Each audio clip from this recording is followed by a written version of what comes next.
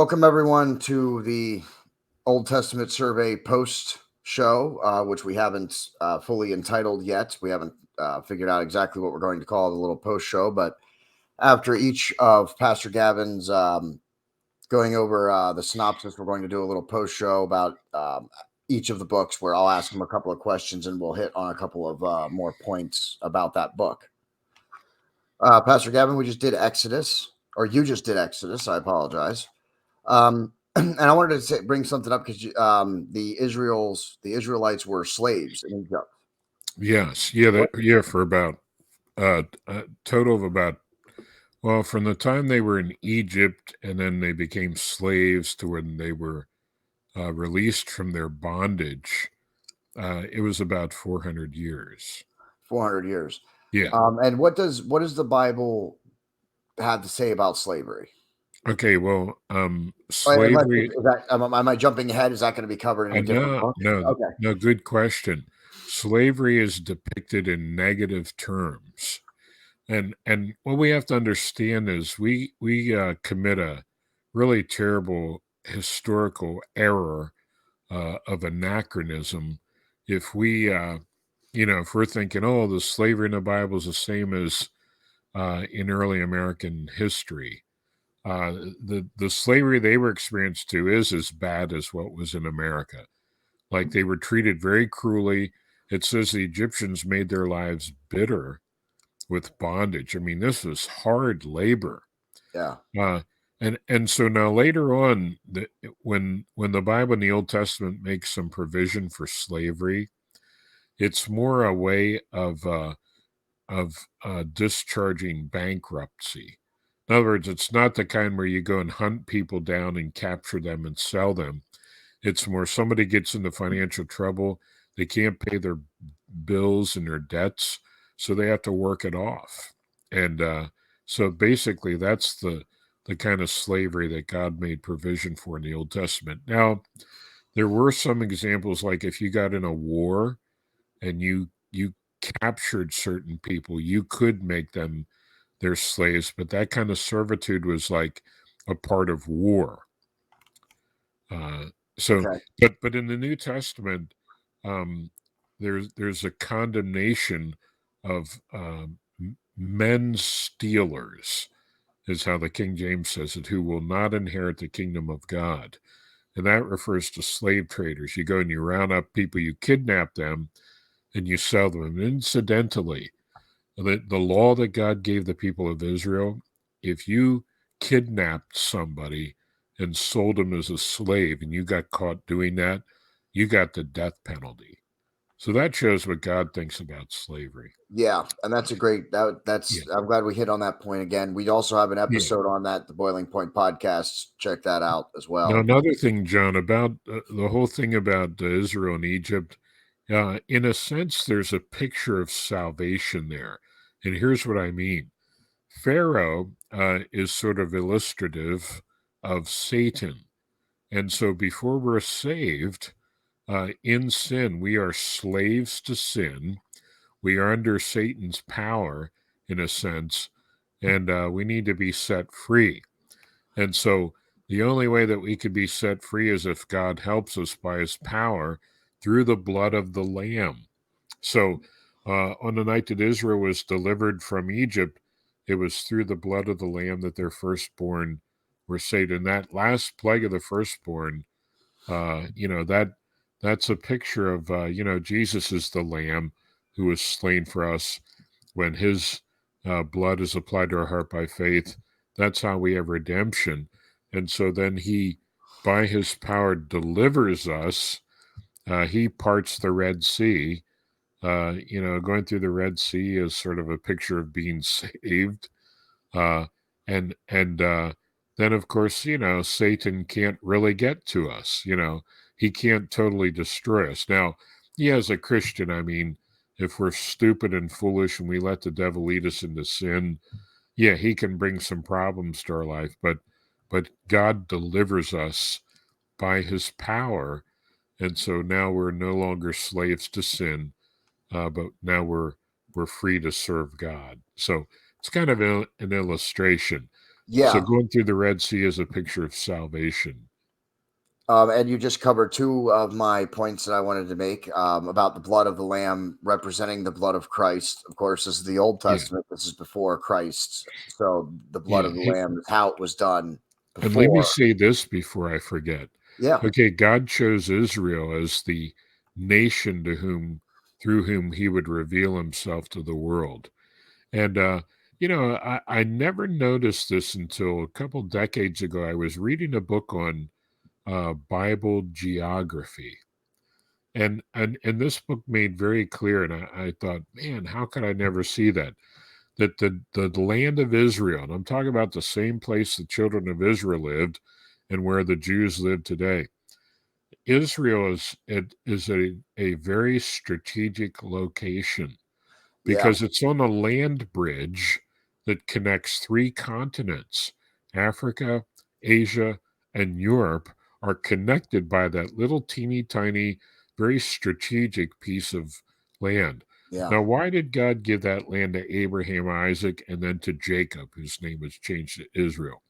Why did he give that to the people of Israel?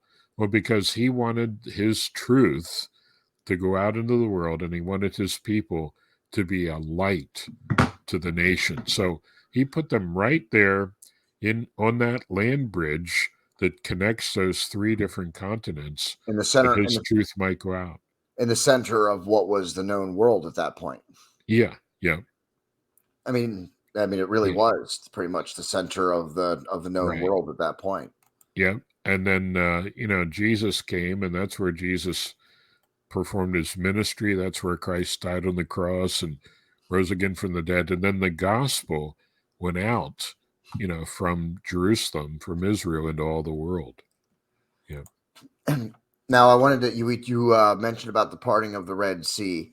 I Yeah. did want to mention how there is lots there's lots of evidence out there. You can just I found a couple of pages just while Pastor Gavin was talking that it's scientifically that it is possible for the Red Sea to have parted. There's scientific evidence. It would take an unusual and bizarre set of circumstances, but it is possible for Mm. the Red Sea to have parted.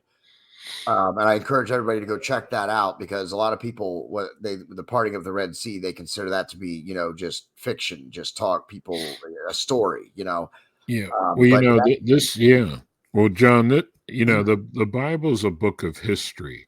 yeah, You read it, it's very obvious the genre is historical narrative. And that this event we call the Passover, where they killed the Passover lamb, put the blood on their door, and God said, "When I see the blood, I will pass over you." God told the people of Israel every year, "I want you guys to every household take a lamb, kill it, and eat that lamb, and remember and eat bitter herbs with it to remind you of your suffering, and unleavened bread." Because they didn't have time to let their bread rise. So it was unleavened bread. So they had to get up and get out in a hurry. God said, every year, you people of Israel, I want you to celebrate the Passover on the first month, the 14th day of the month. That's on the Jewish calendar. yeah, And John, to this very day, the Jewish people still, faithful Jews, yeah, they still celebrate the Passover every year. yeah, It actually happened. It's a real yeah, historical event.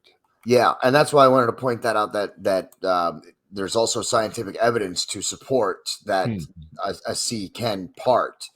Yeah, Um, and that's interesting. I mean, God doesn't need that, but it's interesting to know that there's ways they can see that could happen. Yeah, yeah, yeah.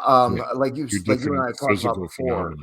Yeah, Yeah, like you and I have talked about before that, God can created the universe. He created the laws of the universe. He can break his own laws. He's the one that created it. But I think it's interesting the way he uses his own laws to even to accomplish what seems impossible. What's, mm, like the flood.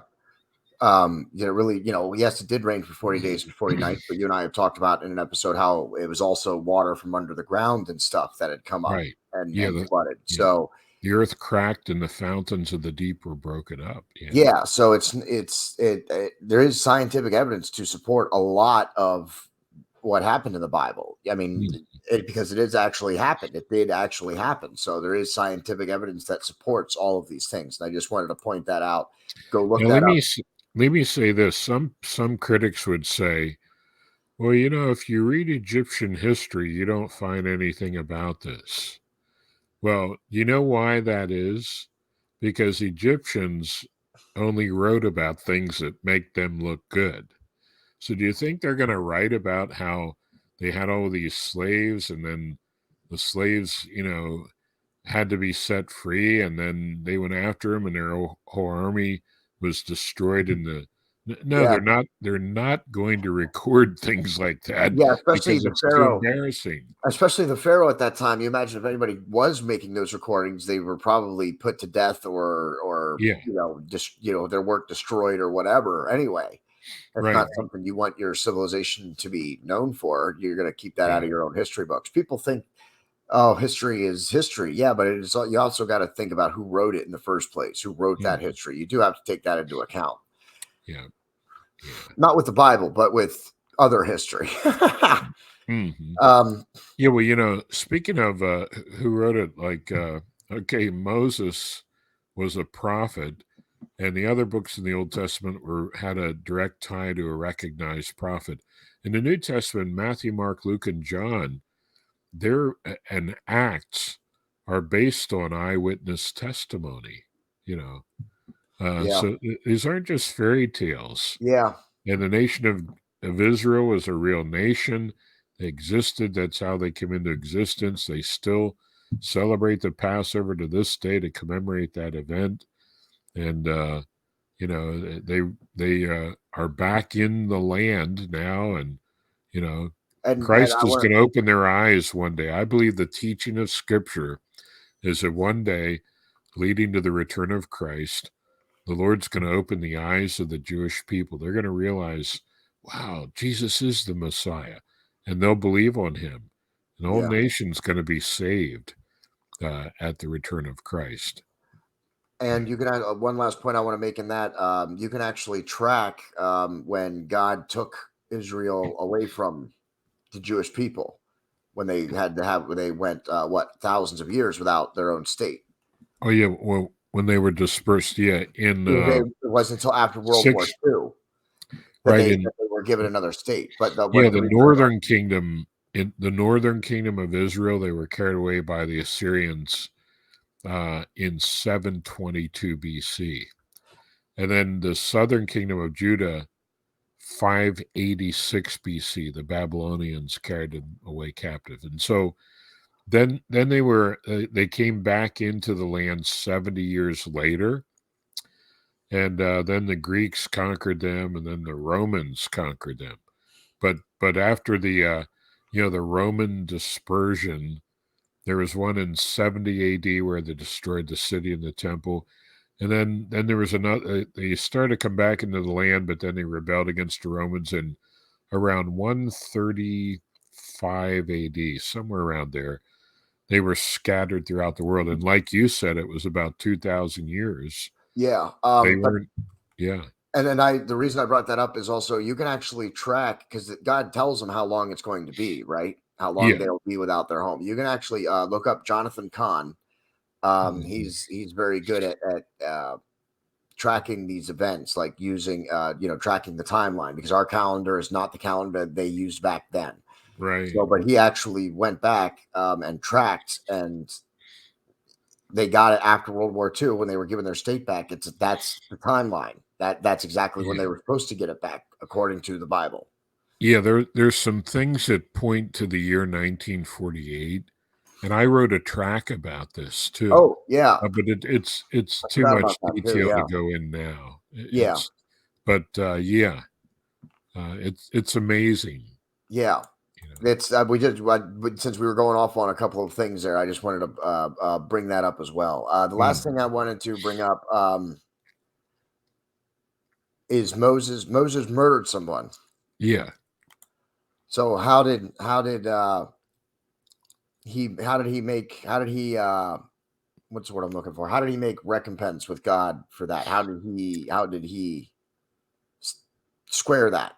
Yeah, good question. Well, the same way that you and I are saved, like he asked God to forgive him, and he trusted in the mercy and in the grace of God for the forgiveness of his sins. Well, it's not exactly Yeah. the same as us though, because we are saved through the blood of Christ, right? And Yeah. that Yeah. was before Christ. Right. Now there's a sense, they were saved by the blood of Christ, but they didn't know that at that point. So Okay, so Christ's blood that was shed in the first century retroactively provided the forgiveness of their sins. But so gotcha. Jesus on the cross wasn't the specific object of their faith because it hadn't happened yet, Yeah. but they were justified by faith and not by their works. Okay. Just Yeah. wanted to think that was a good point to bring up as well. Yeah. Yeah. That's all I got for the book of Exodus. Look for us every week. We will be releasing these episodes of Pastor Gavin every week, and then we'll be releasing the post show a couple of days later. So look for that, and you can find them on both our channels. On the Boiling Point Podcast channel, we're on rumble.com/c/the Boiling Point Podcast, all in lowercase letters. So that and hit that subscribe button. We're also on YouTube, youtube.com/at the Boiling Point Podcast. And of course, you can go to Pastor Gavin's channel. You can watch them there as well. And he's on youtube.com/at Gavin Whitcomb Sr. That's at Gavin Whitcomb, SR.9168. And check out his channel as well. Watch on either one of our channels. Share it out. Leave us a comment. If you leave us some comments, we'll look into doing some comment shows as well. If you have further questions or comments that you'd like to leave. Yeah. Thanks for being with us. Marcus Fredrickson plays us in and out of every one of these episodes, as he does for every episode of the Boiling Point Podcast. We miss you, Marcus. Thanks for playing us in and out of everything. Check out his music, reverbnation.com/Marcus Fredrickson. For the host, Pastor Gavin, and I am your special analyst on this series. And that's the end.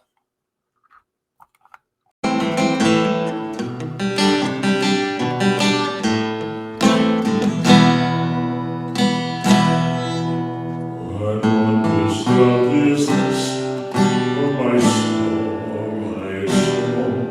What wondrous love is this, oh my soul?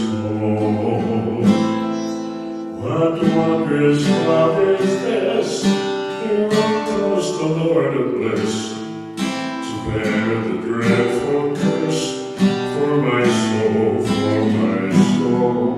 to bear the dreadful curse for my soul.